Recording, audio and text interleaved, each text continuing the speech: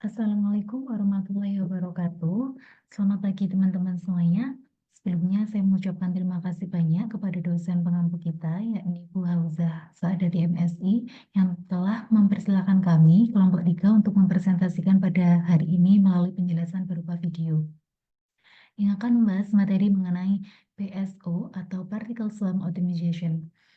Untuk selanjutnya, kami dari kelompok 3 yang beranggotakan Muhammad Nurul Khalil, Muhammad Christopher Arman, Nur Fitria Irawan, Silvi Puspitasari, dan saya sendiri Dianisa Putri, Wahyuni Kurin Ramadhani, dan yang terakhir ada Natasha Asfiana. Untuk pengertian PSO itu sendiri adalah algoritma metaheuristik yang banyak digunakan untuk menyelesaikan berbagai masalah optimasi. PSO terinspirasi oleh perilaku kawanan di alam seperti burung yang terbang dalam formasi atau ikan yang berenang dalam kelompok. Algoritma ini didasarkan pada prinsip bahwa partikel-partikel individu dalam kawanan dapat berinteraksi dan berkolaborasi untuk menemukan solusi optimal. Setiap individu atau partikel memiliki kecerdasan atau intuisi sendiri, tetapi juga dipengaruhi oleh perilaku kelompok secara keseluruhan.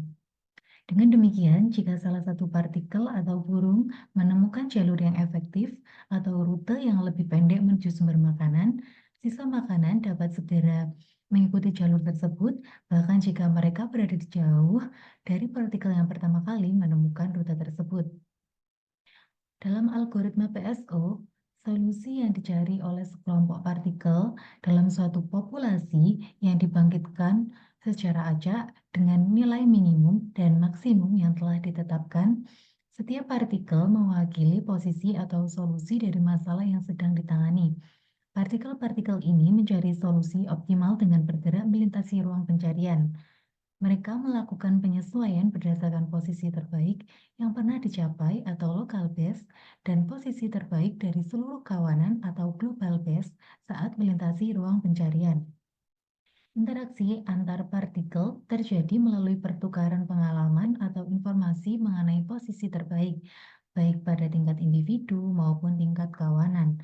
Proses pencarian terus berlangsung dengan memperbarui posisi terbaik setiap partikel dalam sejumlah iterasi tertentu, sampai ditemukan posisi yang relatif stabil atau mencapai batas iterasi yang ditetapkan. Pada setiap iterasi, solusi yang diwakilkan oleh posisi partikel dievaluasi performansinya dengan memasukkannya ke dalam fungsi fitness. Untuk materi selanjutnya akan dijelaskan oleh rekan saya, Natasha, dipersilahkan. Baik, izin melanjutkan penjelasan mengenai Particle Swarm Automation, yaitu PSO. Merupakan algoritma yang seringkali digunakan dalam menyelesaikan optimasi yang telah dijelaskan oleh Mbak Diani sebelumnya.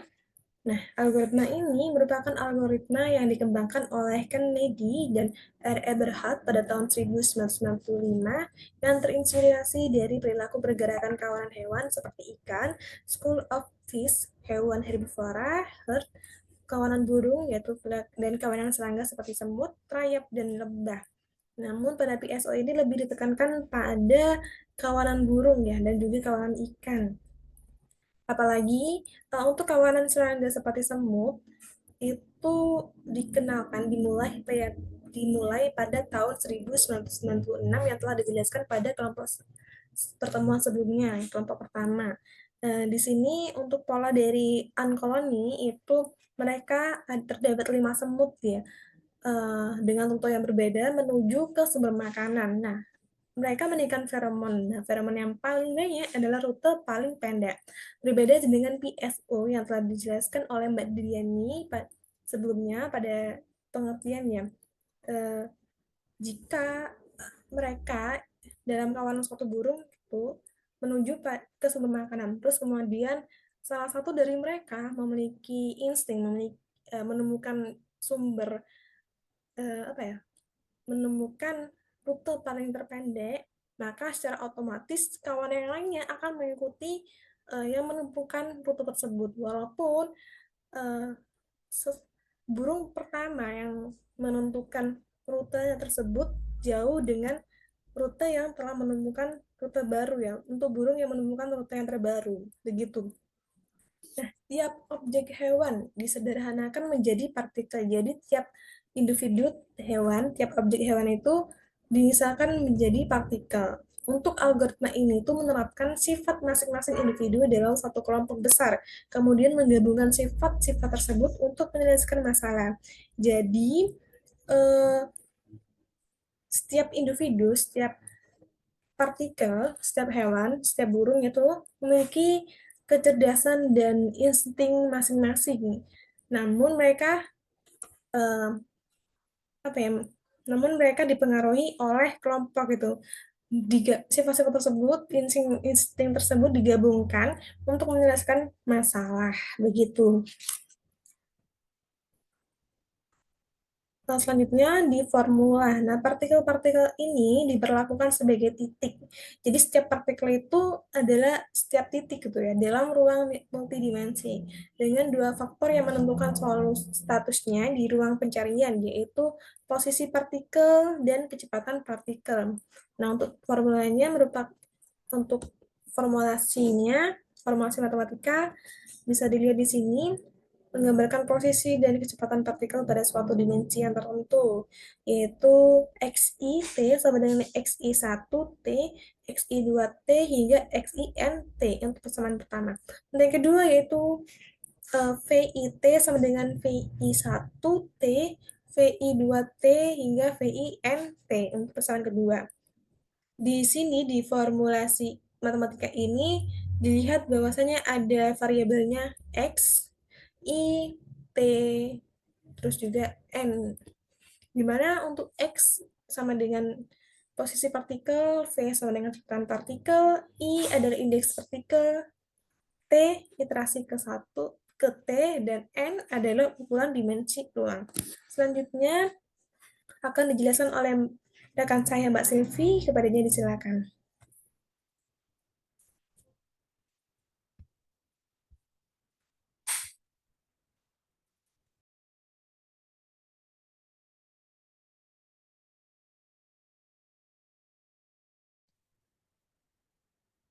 Selanjutnya, pada model matematika metode PSO yang menggunakan mekanisme aktivitas automasi NF pada tahun 1990 bisa dilihat pada pertama yang 3 dan 4 di mana XIL sama dengan 14 untuk singkat kita lokal X dan partikel I dan untuk XI sama dengan 14 untuk presentasikan lokal X dari pengawasan. Provinsi satu dan kedua merupakan satu ketentuan berimpak positif yang besar positif menunjukkan faktor terbang F1 dan F2 dengan tinggi antara 0 sampai 1. Pada persamaan kita gunakan untuk menghitung kecepatan partikel yang sebelumnya. Cara antara posisi saat ini dengan posisi terkait partikel atau log dan cara antara posisi saat ini dengan posisi terkait kemanan atau global. Setelah itu, partikel akan terbang menuju posisi yang baru berdasarkan persamaan 4.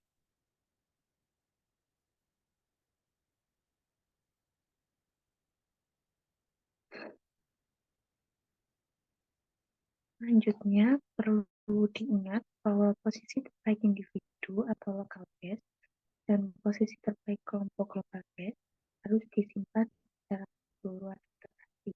Hal ini dikarenakan penting untuk menjaga rujukan bagi partikel agar dapat mengarahkan gerakan mereka dalam proses pencarian solusi. Posisi terbaik individu merupakan solusi terbaik yang ditemukan oleh partikel tertentu selama proses tersebut berlangsung. Sementara posisi terbaik kelompok merupakan solusi terbaik yang ditemukan oleh seluruh kelompok atau populasi. Kedua posisi ini digunakan dengan kecepatan partikel saat mereka menyesuaikan posisi mereka dalam setiap iterasi untuk mencapai solusi optimal. Pada model partikel form optimization PSO disimulasikan dalam ruang dimensi tertentu melalui sejumlah iterasi. Pada setiap iterasinya, posisi partikel akan semakin mengarah ke target yang diinginkan, baik itu untuk mencapai nilai minimasi atau maksimasi fungsi objek.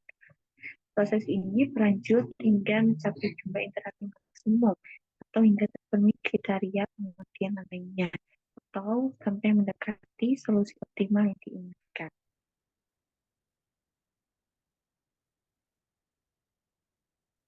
PSO memiliki beberapa kelebihan. Beberapa kelebihan tersebut yang pertama adalah algoritma PSO didasari oleh intelligence. Hari ini dapat diterapkan baik ke dalam penelitian ilmiah maupun teknik. Algoritma PSO tidak memiliki perhitungan mutase yang tumpang tindih. Pencairan dapat dilakukan dengan kecepatan setiap partikel. Partikel yang optimal dapat mengirim informasi sehingga partikel lain dapat cepat melakukan pencairan. Kelebihan yang terakhir yaitu perhitungan dari algoritma PSO sangat sederhana dibandingkan dengan perhitungan algoritma yang berkembang lainnya. Algoritma PSO ini memiliki tingkat optimasi yang paling tinggi dan dapat diselesaikan dengan perhitungan sederhana. Algoritma PSO mengandung bilangan real.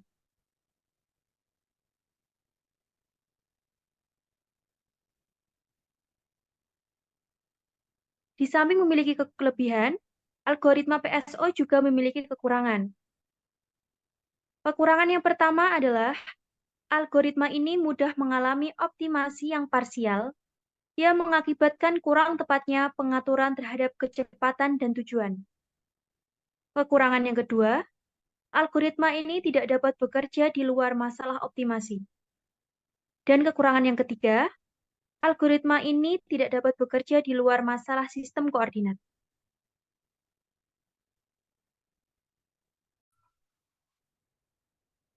Baik, di sini saya akan menjelaskan mengenai langkah-langkah dari PSO. Yang pertama yaitu menghasilkan posisi dan kecepatan awal dengan membuat posisi awal sejumlah partikel yang telah ditentukan serta kecepatan awalnya secara acak. Yang kedua yaitu evaluasi kinerja dengan mengevaluasi fitness dari setiap partikel berdasarkan posisinya. Fitness di sini mengacu pada kualitas atau kecocokan solusi yang diwakili oleh posisi partikel dalam ruang pencarian. Mengevaluasi fitness dari setiap partikel berarti menghitung nilai fungsi objektif pada posisi partikel tersebut untuk menentukan seberapa baik posisi tersebut sebagai solusi potensial untuk masalah yang dihadapi. Langkah yang ketiga yaitu menetapkan G-base dan P-base-nya. Menentukan partikel dengan fitness terbaik sebagai G-base atau global base. Kemudian untuk setiap partikel akan memiliki P-base atau personal base yang pada awalnya adalah posisi awal mereka. Selanjutnya untuk iterasi dilakukan dengan langkah-langkah berikut sehingga kriteria penghentian terpenuhi. Yang pertama yaitu perbarui kecepatan dan posisi dengan menggunakan P-base dan G-base. Memperbarui kecepatan setiap partikel sesuai dengan persamaan yang telah disebutkan sebelumnya. Dengan kecepatan baru tersebut, posisi setiap partikel diperbarui. Kemudian yang kedua yaitu evaluasi kinerja. Setelah partikel diperbarui, evaluasi lagi fitness dari setiap partikel. Yang ketiga yaitu perbarui G-base dan P-base-nya. Tentu dengan menentukan partikel fitness terbaik dan ditetapkan sebagai G-base. Kemudian untuk setiap partikel perbarui P-base dengan membandingkan posisi saat ini dengan P-base dari iterasi sebelumnya. Nah, untuk langkah yang keempat itu periksa kriteria penghentian. Jika kriteria penghentian terpenuhi, proses berhenti. Jika tidak, kembali ke langkah pertama untuk iterasi berikutnya. Nah, kemudian proses ini berlanjut hingga mencapai jumlah iterasi maksimum atau memenuhi kriteria penghentian tertentu, seperti konsistensi dalam nilai terbaik atau perubahan yang minimal antara iterasi. Untuk selanjutnya akan dijelaskan oleh teman saya.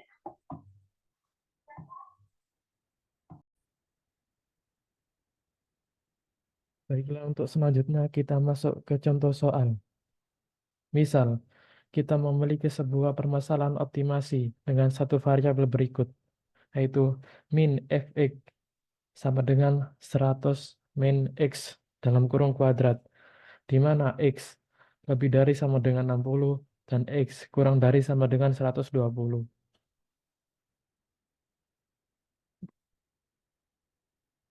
Yang pertama, tentukan jumlah partikel n sama dengan 4.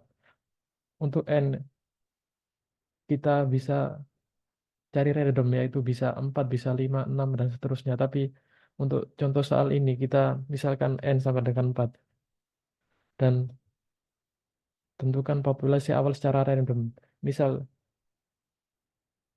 jadi kita ambil nilai x dari interval x lebih besar lebih dari sama dengan 60 dan x kurang dari sama dengan 120, yaitu x1 0 sama dengan 80, x2 ke 0 sama dengan 90, x3 0 sama dengan 110, x4 0 sama dengan 75. Yang kedua, evaluasi nilai fungsi tujuan untuk setiap partikel xj ke 0 untuk j sama dengan 1, 2, 3, 4 dan nyatakan dengan f. Dan untuk f1 sama dengan f80. Untuk 80 kita masukkan ke persamaan ini, 100 min x dalam kurung kuadrat. Jadi f1 sama dengan f80 sama dengan 400. f2 sama dengan f90 sama dengan f sama dengan 100. Dan f3 sama dengan f110 sama dengan 100. f4 sama dengan f75 sama dengan 625.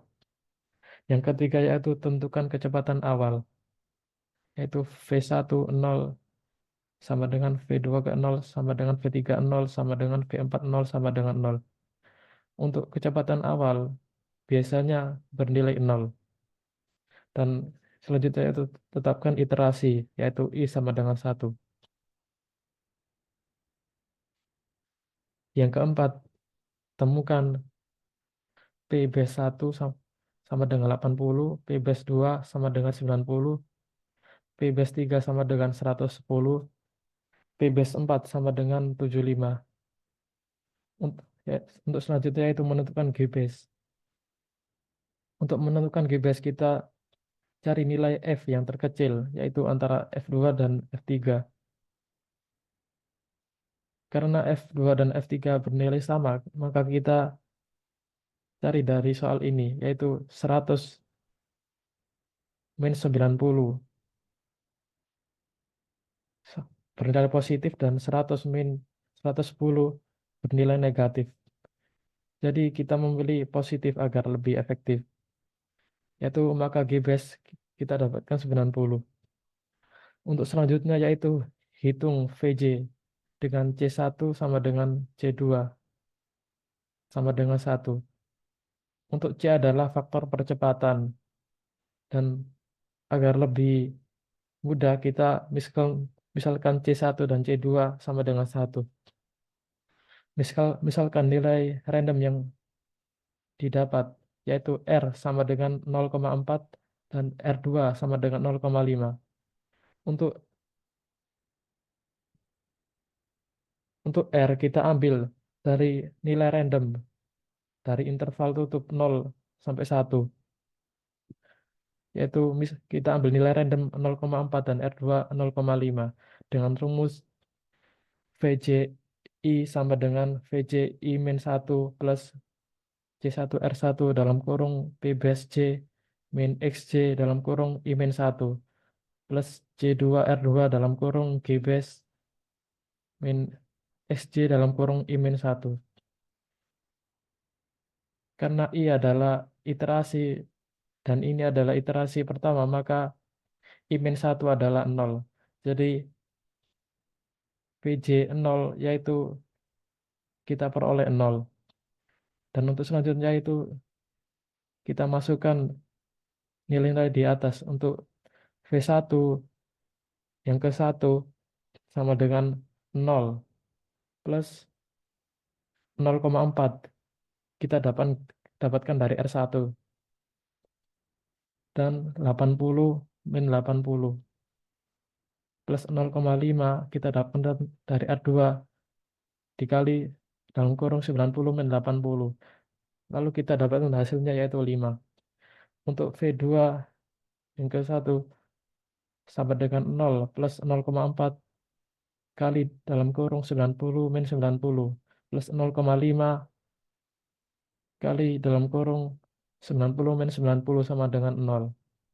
Untuk V3 1 sama dengan 0 plus 0,4 dikali dalam kurung 110 min 110 plus 0,5 kali 90 min 100 sama dengan min 10.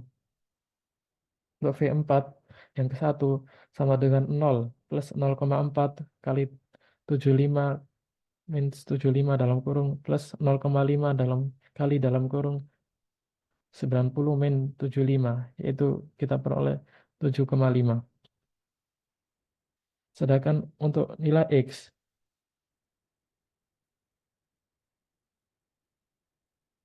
untuk nilai X1 yang ke-1,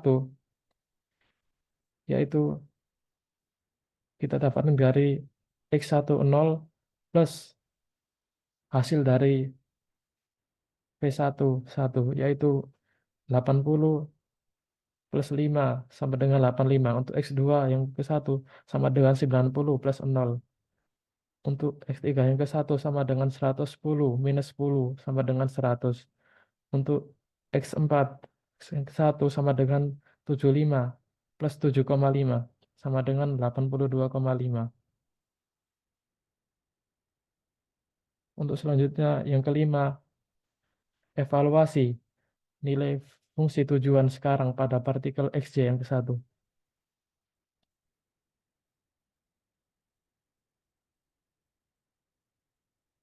Untuk F11 yaitu kita dapatkan dari X11 yaitu 85. Jadi F1 yang ke-1 sama dengan F85 sama dengan 225. Dan kita masukkan ke dalam fungsi yang dalam soal tadi.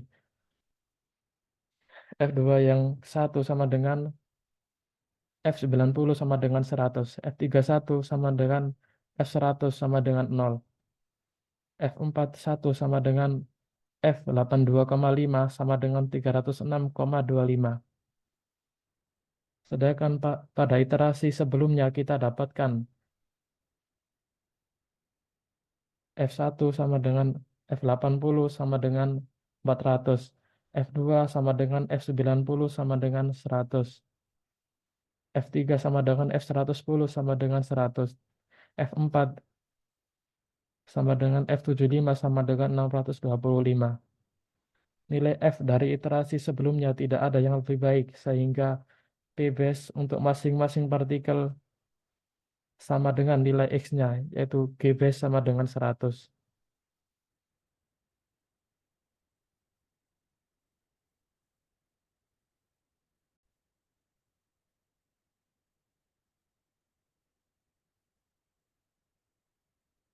Berikut ini kita dapatkan nilai dari iterasi 1, yaitu 85, 90, 100, dan 82,5 untuk digunakan ke iterasi selanjutnya.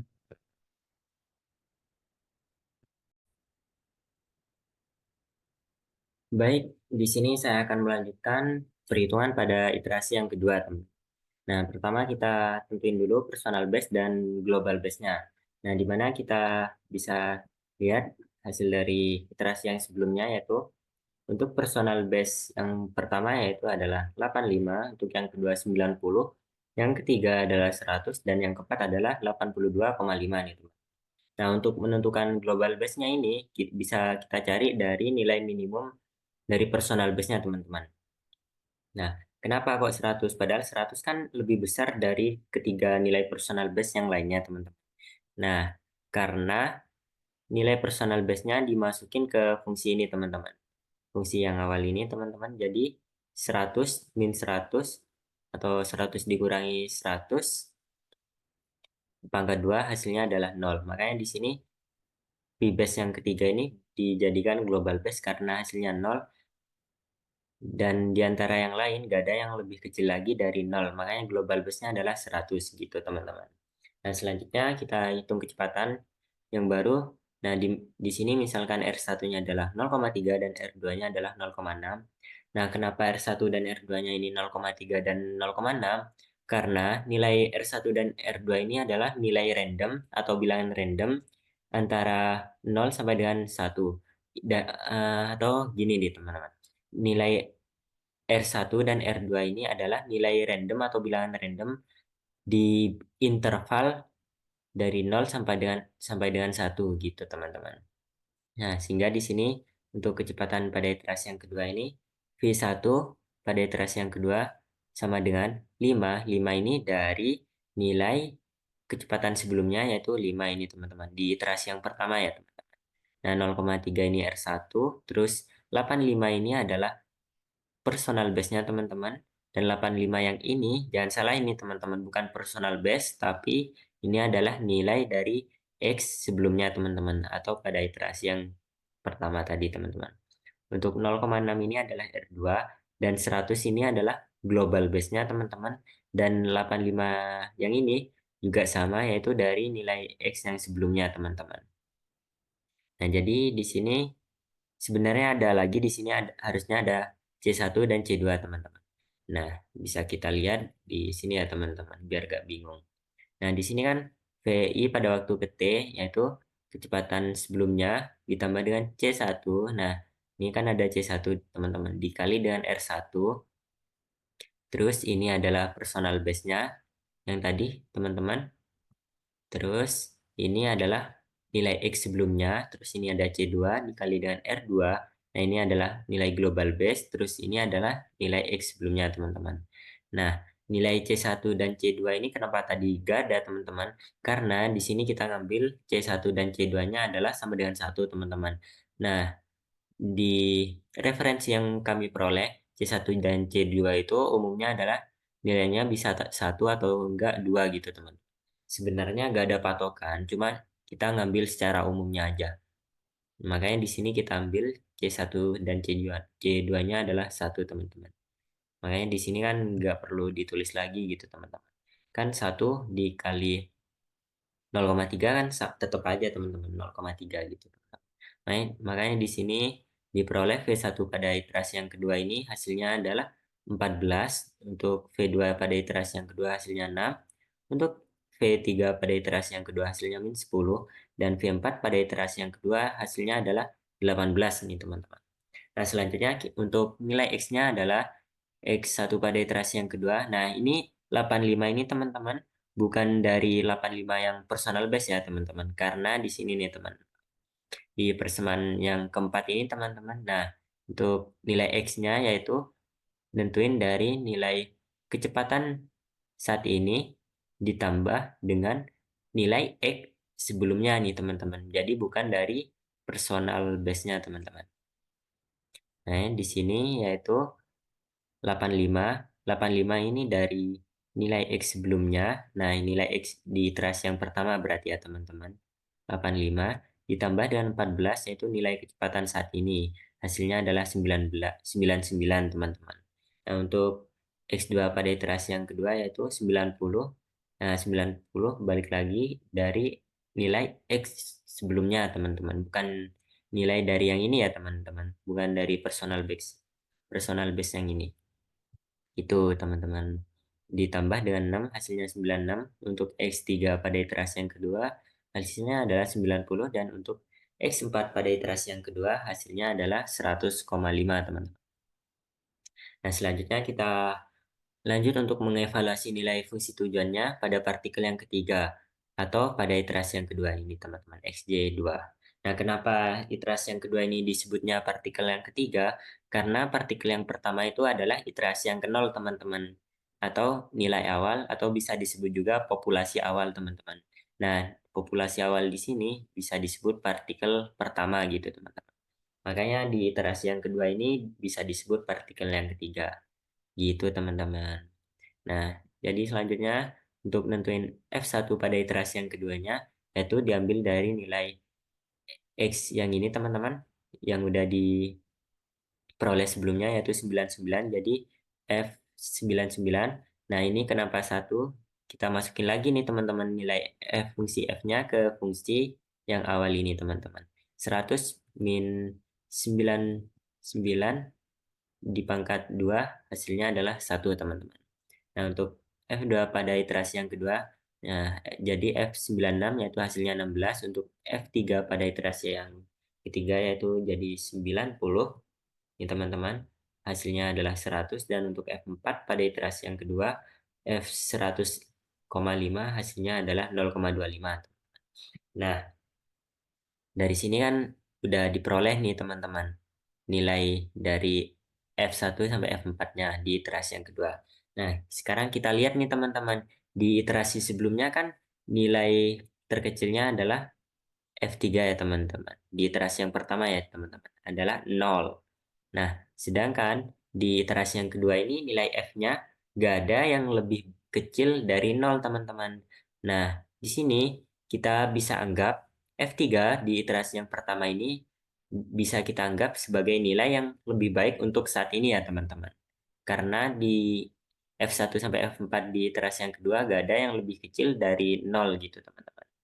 Nah, karena itu untuk personal base di partikel 3 ini atau untuk iterasi yang kedua ini di F3-nya menjadi 100 teman-teman. Nah, dan untuk mencari global base-nya teman-teman, kita bisa cari dari 1, 16, dan 0 karena ini kan udah diganti ya teman-teman. Nah, kenapa yang diganti ini F3 nggak F2 atau F4 gitu teman-teman? Karena di sini kan ini nilai dari F3 teman-teman yang 0 atau yang jadi global base. Makanya di sini yang diganti adalah nilai F3-nya teman-teman. Nah, di sini kita gantian 100 untuk yang ini F3-nya 100. Makanya di sini di global base, untuk nyari global base nilainya adalah 1, 16, 0, bukan 100 lagi ya teman-teman, karena udah diganti ke nilai yang iterasi sebelumnya, ke nilai yang lebih baik gitu teman-teman, yaitu F3 pada iterasi sebelumnya yaitu 0. Makanya di sini 0 teman-teman. Lalu 0,25. Nah, dan yang terkecil di sini adalah 0 teman-teman. Makanya di sini global base-nya adalah 100 teman-teman. Gitu. Dan personal base yang baru yaitu jadi 99, 96, 100 sama 100,5. Nah, selanjutnya kita bisa periksa itu sudah konvergen atau belum teman-teman. Nah, kita bisa lihat kalau konvergen nilai X-nya itu berada dalam jarak yang dekat teman-teman. Sedangkan kalau belum konvergen, kita bisa lanjutkan ke iterasi yang berikutnya, ke iterasi yang ketiga, keempat, dan seterusnya teman-teman. Jadi kita cuma memberikan contoh soal sampai iterasi yang kedua saja teman-teman. Karena kalau terlalu banyak, takutnya teman-teman juga pusing karena kebanyakan dan juga bosen. Apalagi kalau durasinya kepanjangan ya teman-teman. Kalau iterasinya panjang kan otomatis durasinya panjang. Jadi semoga teman-teman bisa memahami penjelasan dari kelompok kami. Untuk selanjutnya saya kembalikan ke moderator.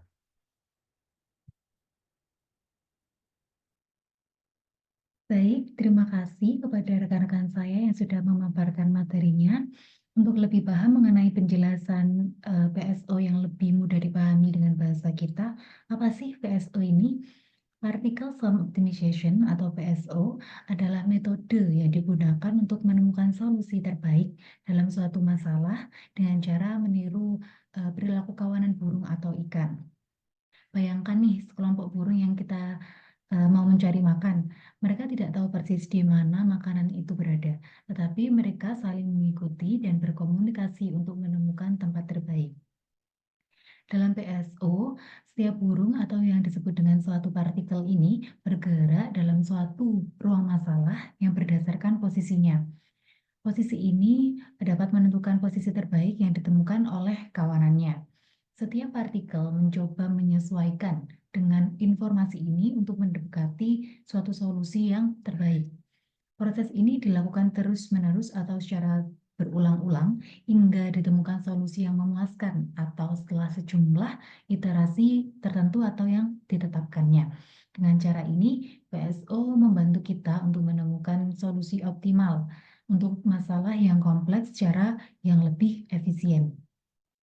Dengan demikian presentasi kita hari ini. Terima kasih atas perhatiannya. Kami berharap apa yang telah kami sampaikan dapat memberikan manfaat dan menambah wawasan bagi kita semuanya. Apabila ada pertanyaan lebih lanjut atau ada yang ingin berdiskusi lebih mendalam mengenai materi kali ini, jangan ragu untuk bertanya kepada kelompok kami dengan memberikan pertanyaan melalui kolom komentar YouTube. Kami sangat terbuka untuk berbagi pengetahuan dan untuk belajar bersama-sama. Sekian, terima kasih. Wassalamualaikum warahmatullahi wabarakatuh.